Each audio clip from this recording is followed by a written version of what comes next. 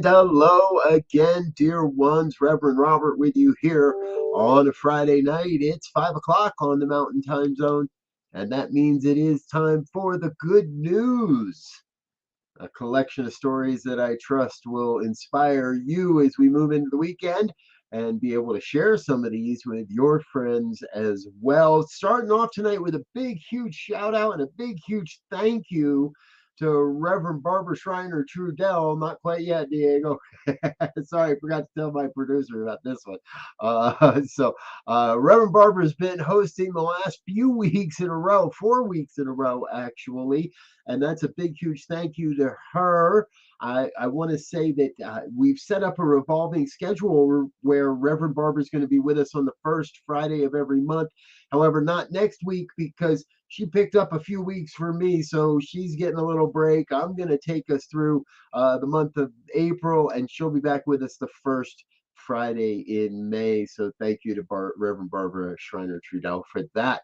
All right, now our first story. Yes, folks, it is, I'm dubbing it Global Day of Transvisibility. It's been known as the Day of Transvisibility for quite a while now. However, this year, President Joe Biden ordered a proclamation this morning in honor of Day of Visibility. He said, transgender people shape our nation's soul, proudly serving in the military, curing deadly diseases, holding elected offices, running thriving businesses, fighting for justice, raising families, and much, much more. Kudos, President Joe Biden. Thank you for that. And in along with that, on at the national level, again, Diego, I forgot to tell you about this. We're not quite there yet either.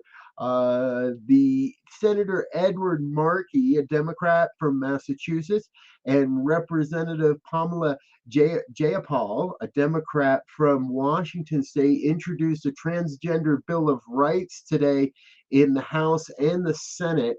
It's just in time for today's celebration. They said that to collectively, whoop, I lost my notes here. uh, but this is a good step forward, folks. It's a good step forward to make sure that we start to recognize, see, honor, and celebrate those of the transgender faith. I said that wrong, excuse me. Those that are transgender in our society, now is the time. We've got to open up. We've got to do that. So now we can head on over to the next slide because the fun continues today. Also, we now know that North Dakota Governor Doug Burgum, Republican, vetoed a bill that would have forbidden school districts from adopting any transgender inclusive policies without first notifying the parents. See, folks, if you don't know it, there is a wave of anti trans bills and laws moving through various state legislatures across the country. That's not the good news. The good news is that a Republican governor, congratulations, Governor Doug, stood up to these folks and said, no, we're not going to do that. We're going to make sure that we protect people's rights. And in our final trans visibility story of the evening, yes, Madonna's at it, folks. She added 8 new concerts to her to her run for this year. This all happened this morning. So she released 8 new dates that she's adding to the 2023 celebration tour. And the big one is that she'll be in Nashville on December 23rd, a Christmas concert with Madonna in Nashville. Let's all show up in drag. What do you say, folks? I think that would be a good way. And she did do this specifically in a quote. She said, the oppression of the LGBTQ plus is not only unacceptable and inhumane, it's creating an unsafe environment. It makes America a dangerous place for our most vulnerable citizens, especially trans women of color. Also, these so-called laws to protect our children are unfounded and pathetic. Anyone with half a brain knows not to mess with drag queens. She's excited to be on stage in Nashville supporting what she says is the queer community. Congratulations, Madonna. Kudos to you. Folks, you know, we get most of our stories over at the Good News Network and from a variety of sources, including LGBTQ+.com. That's where we got many of these early stories. Out there it is, LGBTQnation.com. That's where you can find most of these stories. However, a lot of our stories do come from the Good News.org. Please visit those news outlets that we share and give them the love and attention they deserve. There are good people out there bringing us good news. And if you'd like to share the good news that you know of, please send us an email, goodnews@ntmedia.org. Let us know about the good news that you see in the world, or perhaps a story you'd like us to cover. Or maybe you'd like to come on air and share a story with us as a special guest some evening. We'd love to hear from you. All right, we're going to take a quick break here. I'm going to get a sip of water, and our dear producer Diego is going to share with you a little more that's going on here around the New Thought Media Network. But don't go away, we got a lot more good news right after this.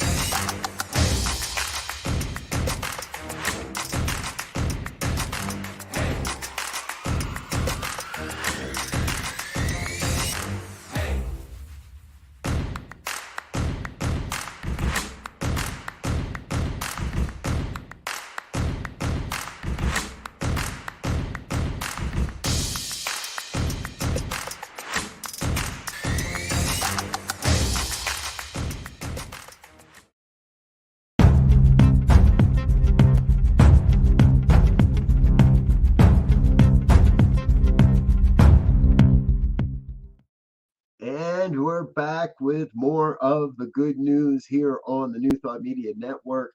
It's Friday evening. Thanks for being with us, folks. Before the break, we were sharing in the celebration that is the Trans Visit Day of Visibility. And we trust that you found those stories inspiring. For the rest of our program, we're going to go back to some of the other types of stories that we like to cover. And we've talked about this before in the past here on this show.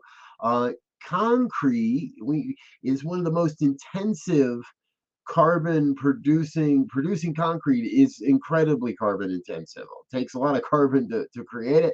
It takes a lot of carbon, and it is carbon.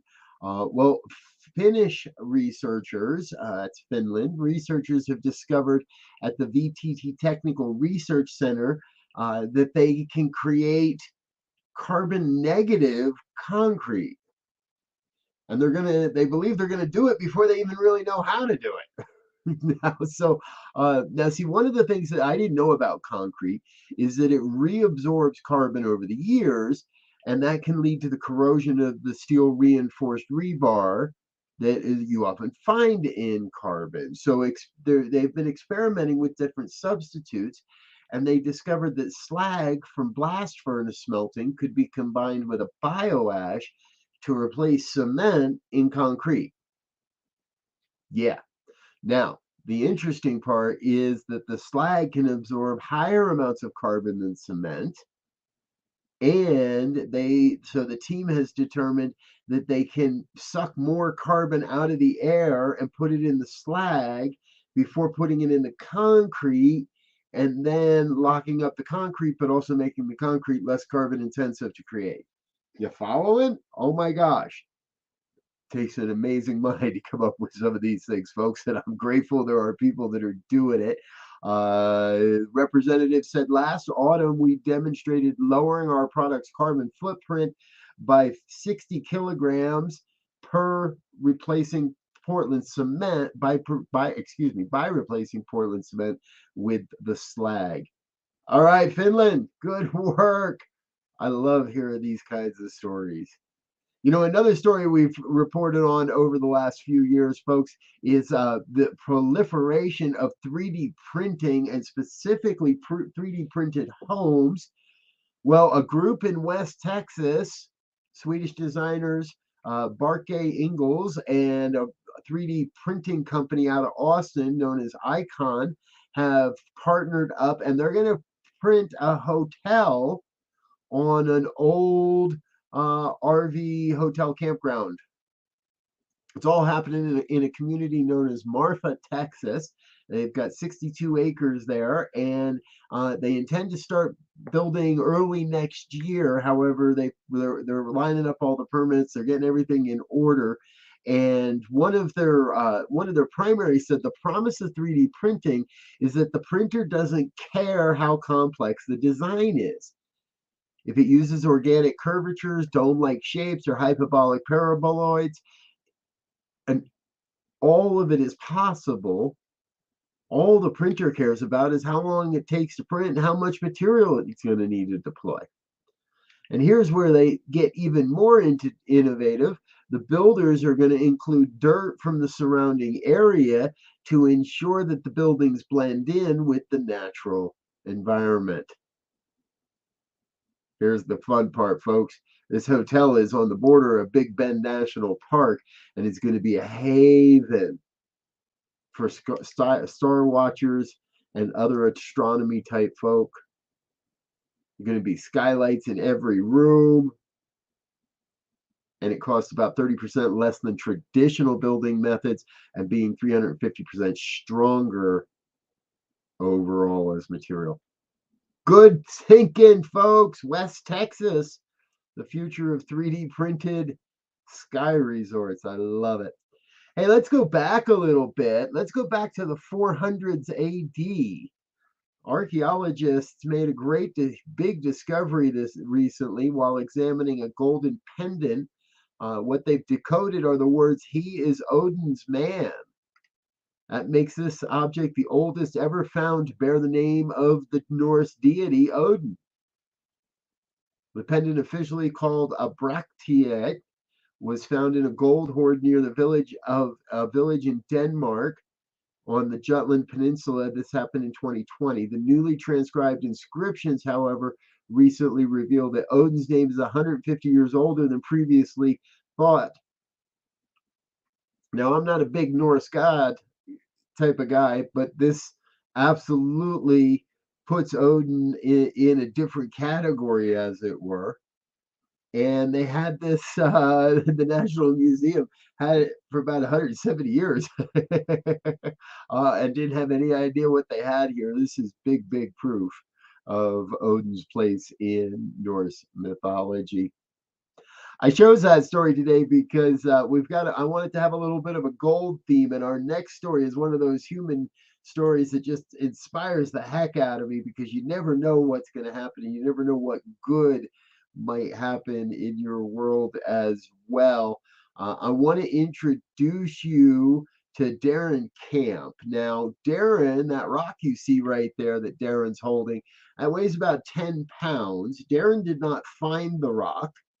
Darren owns a company called Lucky Strike Gold, and he runs recreational prospecting trips in and around Australia.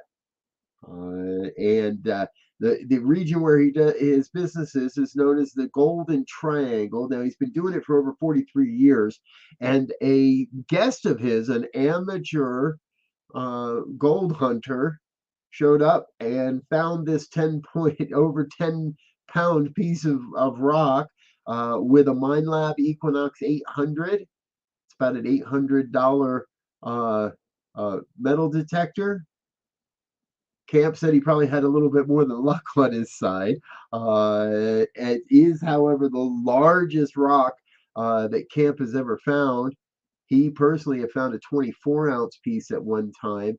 That was at that time was worth about $46,000 American. This is one of the largest finds. They said when they cut it open, the gold was just oozing out of the rock. They didn't tell us exactly how much is in there was in there. And I do apologize, folks. It looks like we made a mistake on our headline there for that story. So my apologies to Darren and his business, the Lucky Strike Gold Experience. All right, we're going to take another quick break. Let some of our sponsors say hello and say thank you, as well as share a little bit more of what's going on around here at the New Thought Media Network. I'm Rev Robert. I'll be back real soon with more of the good news. Stay tuned.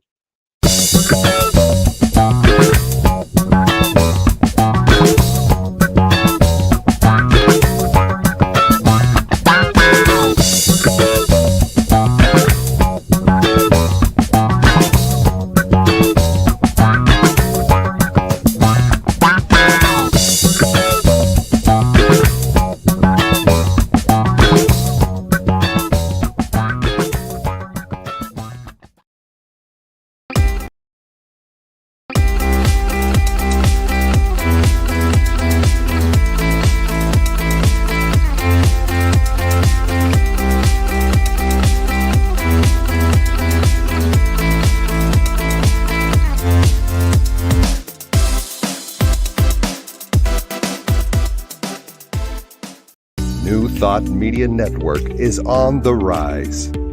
We're looking to grow with you. Do you have technical media experience or perhaps a desire to learn?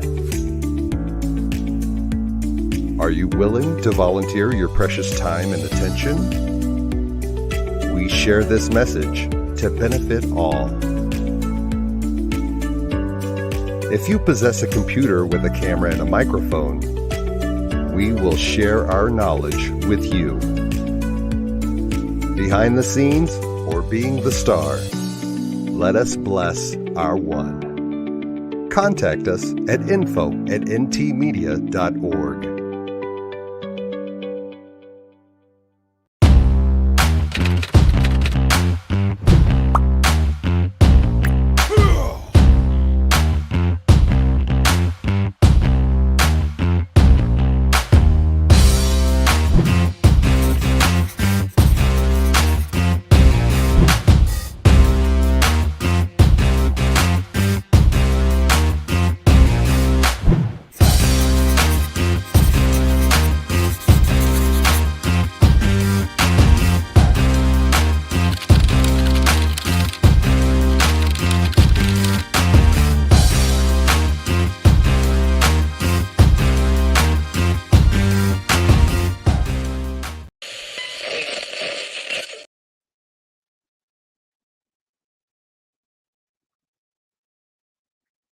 Oh, I'm back.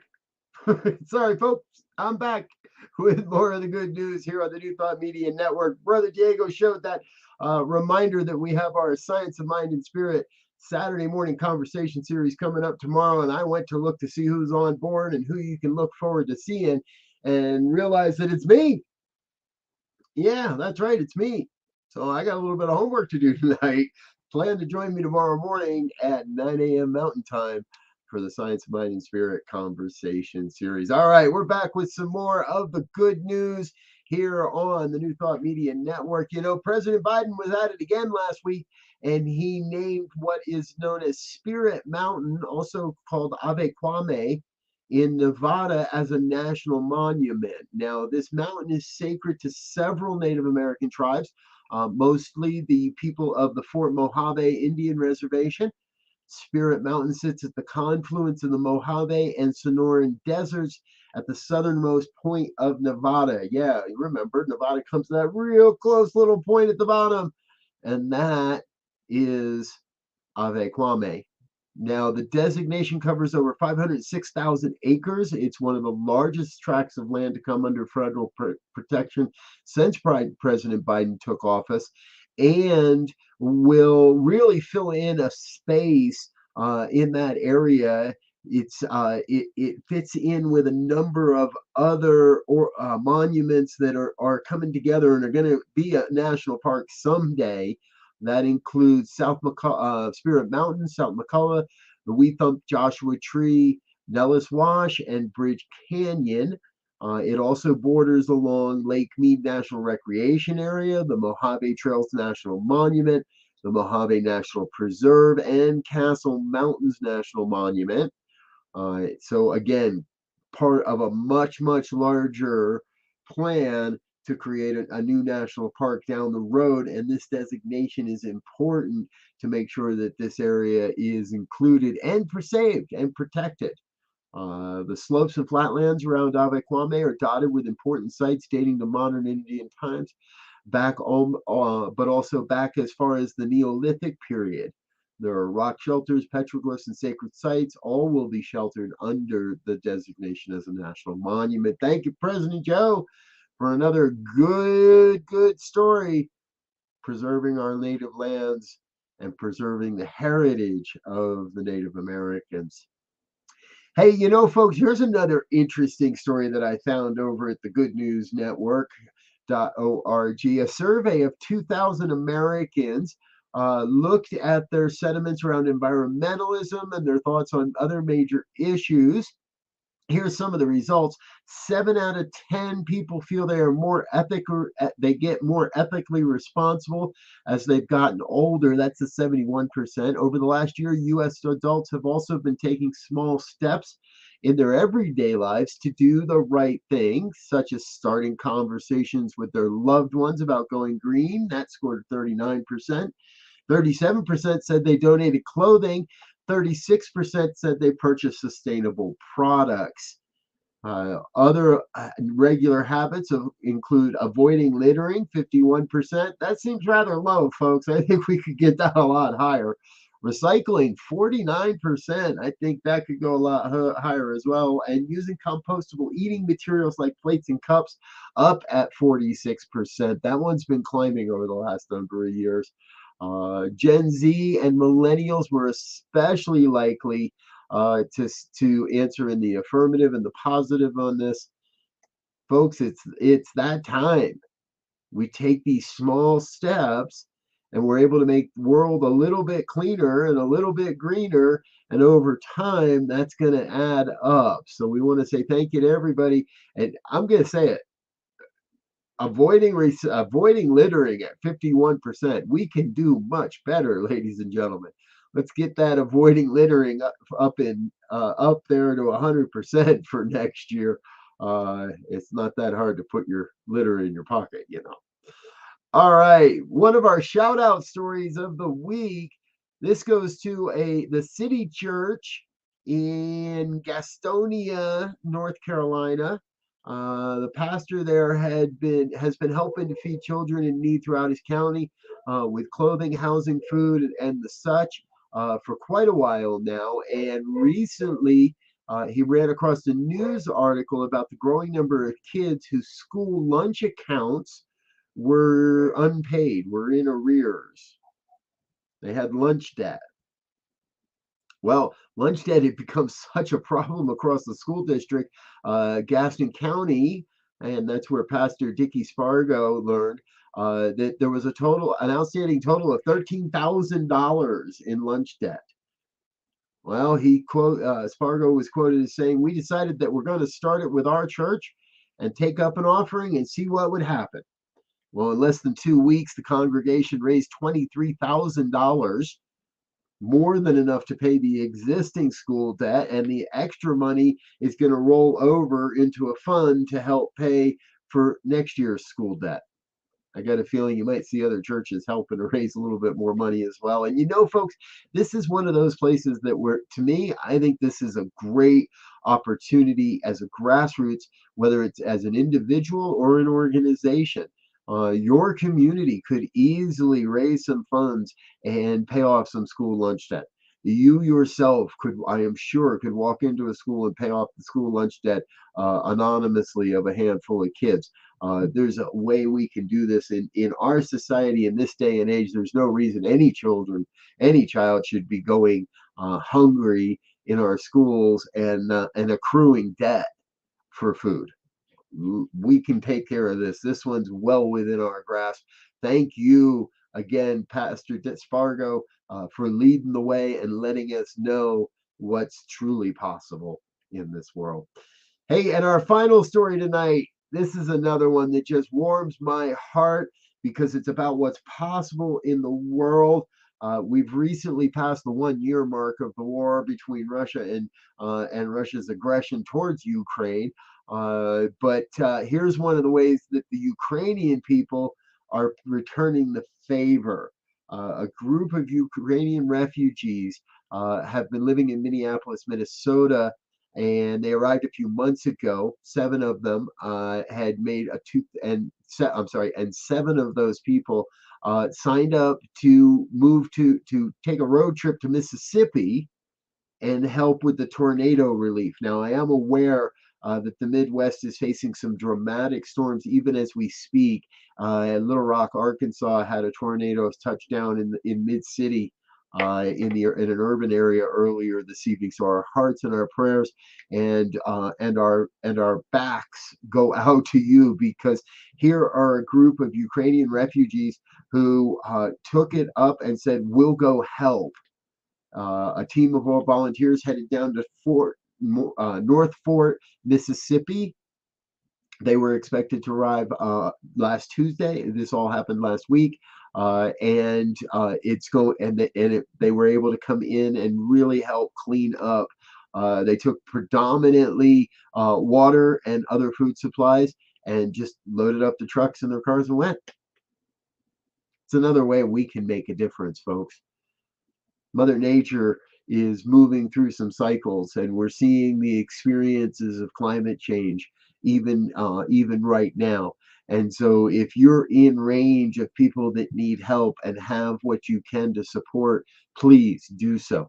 And if you do, let us know about it here on New Thought Media Network. If you go out into the world and serve and support anyone in any way, we'd love to hear about that. Send us an email, goodnews@ntmedia.org.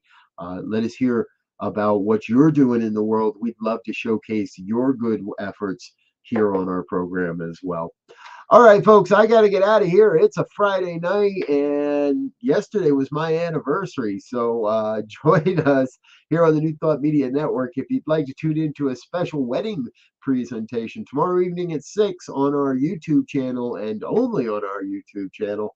You can catch my beloved and I reaffirming our vows on our 20th anniversary. We'd love to have you join us for that. I'm Rev Robert. I'm going to get out of here for now. On behalf of my great producer, Diego, and everyone here on the New Thought Media Network, I hope you have a great weekend. Until next time, I wish you peace and richest blessings. Bye now.